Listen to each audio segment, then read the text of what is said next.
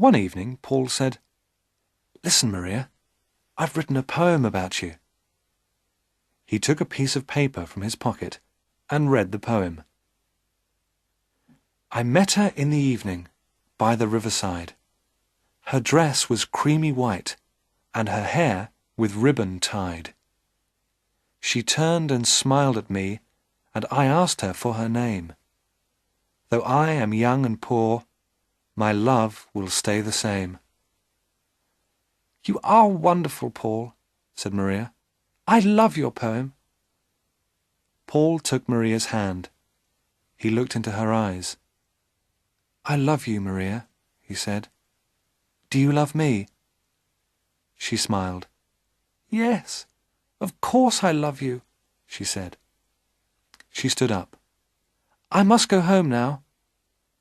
Paul was very happy. "She loves me. Maria loves me," he thought. Paul went home. The little brown house was small and poor, but it was always clean and tidy. Paul lived alone with his mother. His father was dead. That evening, his mother watched him. "What's happened, Paul?" she asked. "Why are you so happy?" "Oh, it's nothing, Mother," said Paul. His mother smiled. "He's in love," she thought. The next day, Paul and Maria met again by the river.